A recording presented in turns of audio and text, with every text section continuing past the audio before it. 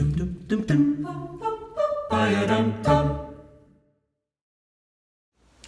day, I'm Katie Peer for PMV In Depth. Thank you for joining us for our series about Pickering and the Rebellion of 1837.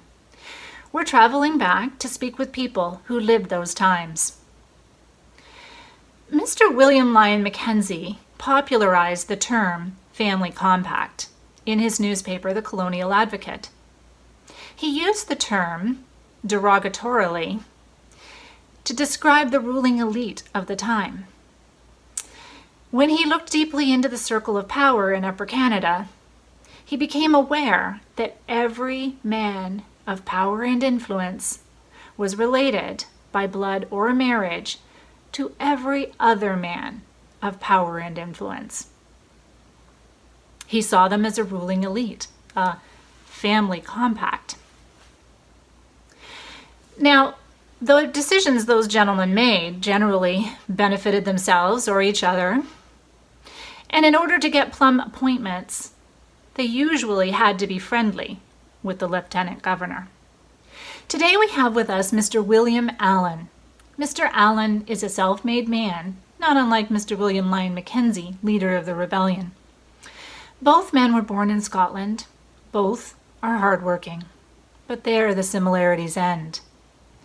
Mr. Allan has received over the years a number of appointments from lieutenant governors. He's been Justice of the Peace, Elections Officer, Customs Collector, District Postmaster. He's been the Director of the Bank of Upper Canada, and he's been the District Treasurer. Welcome, Mr. Allan. Good day, madam. Mr. Allan, tell us about your start in the colonies. You immigrated from Scotland at a young age, and I believe without family? Yes. I came to Lower Canada at the age of 17. I was a clerk in the fur trading company of Forsyth, Richardson and Company, out of Montreal. Your parents knew Mr. Forsyth, is that correct? So it would seem, Mr. Allan, that you got your first job because of who you knew. I won't deny it. I was hired on because my family had connections. But things have always been that way. Family connections are used to get a start in life. I proved my worth. No one can say differently. I was soon moved to the Niagara Depot and then promoted in 1805 to be the company's agent in York, now called Toronto. I learned quickly. Working for Forsyth Richardson and Company gave me the knowledge and experience I needed to set up my own shipping and merchant company in Toronto. I understand you came to be known for your integrity and your honesty in business dealings, Mr. Allan. I also understand that during the War of 1812, you earned the government's respect. Tell us, if you will, a little about your military work during that time. I joined the militia at Niagara when I was sent there by the company. When I was made agent at York, I put in for a transfer of my commission to the York militia. Just before war broke out in 1812, I was promoted to Major, 3rd Militia of York. In 1813, when the fort at York was attacked, it was clear that all would be lost. The troops withdrew to Kingston. I was one of the 2 ranking officers left back. I negotiated the surrender of the garrison at York. My primary goal in the surrender was to ensure that the Americans would not ransack, steal, or pillage the city. I was able to get their guarantee that no private goods would be confiscated or damaged in the surrender of the garrison. And you yourself became a prisoner of war. What was that like? It was not as terrible as it sounds. I was on parole. I was free to move around and conduct my business. I was also able to make sure that the Yankees were true to their word. I kept the peace between the British people of York and the American soldiers who had taken over the garrison. I believe it was that ability to negotiate both the surrender of the garrison and the peace in the city that earned the respect and the gratitude of the people and the government.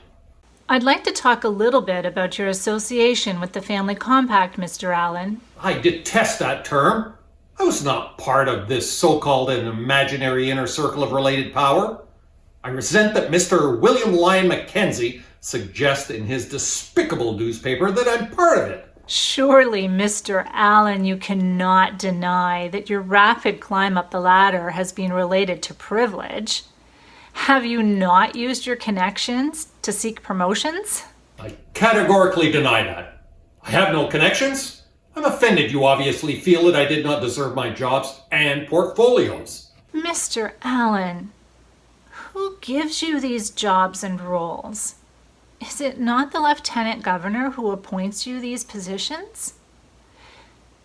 And is it not true that your wife's father served as surgeon under John Graves Simcoe, the first Lieutenant Governor in the Queen's Rangers during the American Revolution? I don't know, but Mr. Allan, this sounds to me very much like what Mr. William Lyon Mackenzie is talking about when he uses the term family compact. Nonsense. My business sense and skill and my merchant store made me a sensible choice for treasurer and for inspector of customs and goods.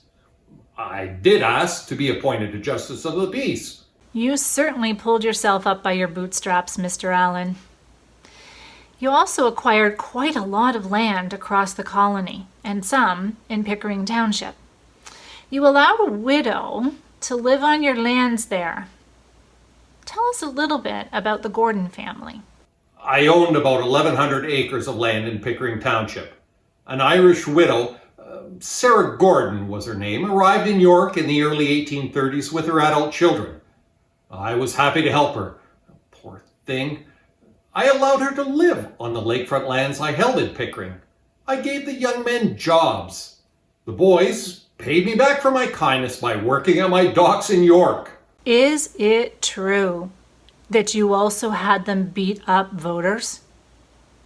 It's well known in Pickering that the Gordon brothers hung around taverns where elections were taking place and used their fists to persuade men to vote against reform candidates.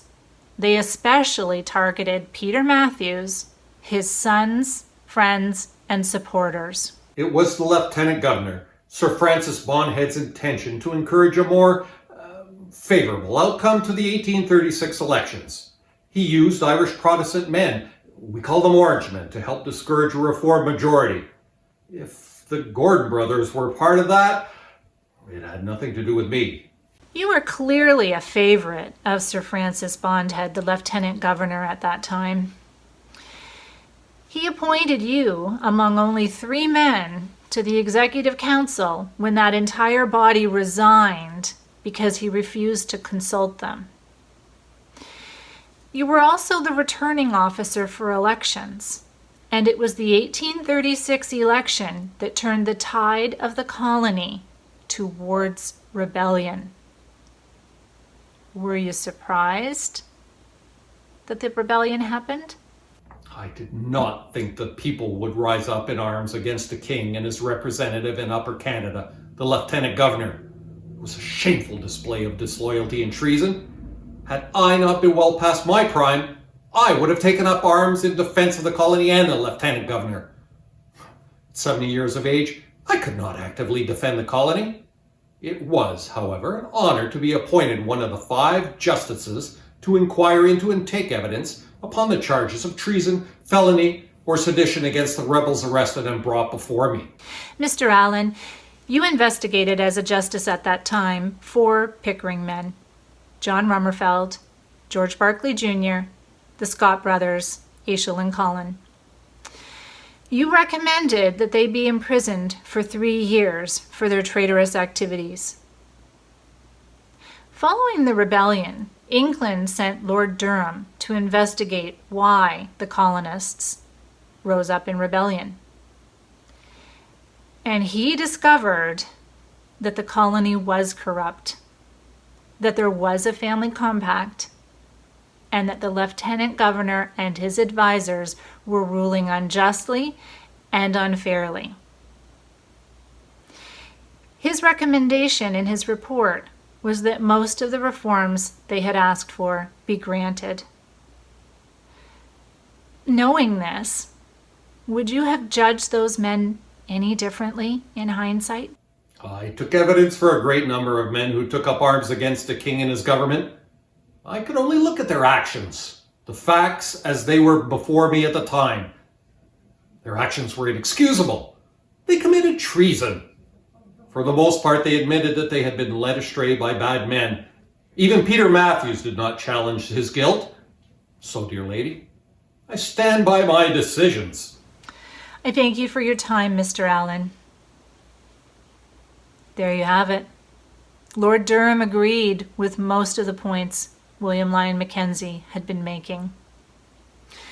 But might we also suggest that otherwise hardworking, honest men of privilege, like Mr. William Allan, were also led astray by bad men? I'm Katie Peer for PMV In Depth. Thank you for joining us, and I hope you come back for more interviews about Pickering and the Rebellion of 1837.